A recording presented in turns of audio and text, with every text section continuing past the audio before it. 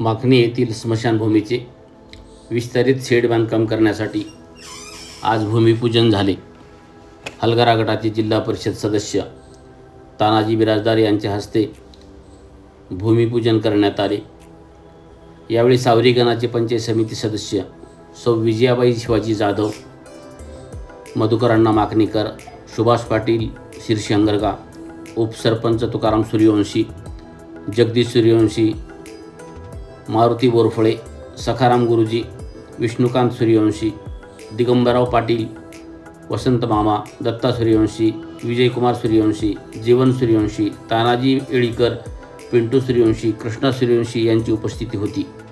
स्मशानभूमीचा हा परिसर विकसित करणे, सुशोभित करणे आणि झाडलोट करून स्वच्छता ठेवणे हे कार्य नंदनवन सेवा ग्रुपच्या माध्यमातून प्रत्येक रविवारी करण्यात येते. आज या कार्यास 204 आठवडे पूर्ण झाले आहेत. अगदी झाडाझुडपाने वेढलेली स्मशानभूमी विकसित करून त्या जागेचे नंदनवन झाले. त्यामुळे येथे कष्ट करणाऱ्या ग्रुपचे नाव नंदनवन सेवा ग्रुप असे ठेवण्यात आले आहे. सुरुवातीच्या काळात ग्रामस्थांनी आणि विशेष करून तरुणांनी अत्यंत कष्ट व मेहनत घेऊन हे कार्य केलेले आहे. या कार्याच्या पाठीमागे ज्यांची प्रेरणा आहे ती निलंगा येथील शांतिवन स्मशानभूमीचे सर्व मंडळी यांचे विशेष आभार.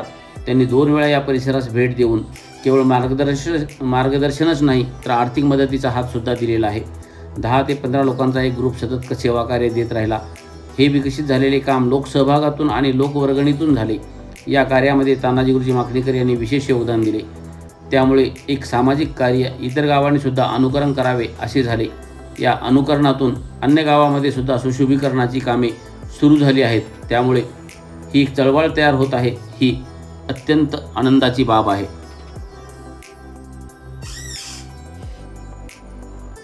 एखादं चांगलं कार्य पार पाडायचं झालं तर लोकसहभागातून झालेले काम अत्यंत टिकाऊ असते. शासकीय निधीतून अनेक कामे होत असतात, परंतु त्या कामाची लोकांना किंमत नसते.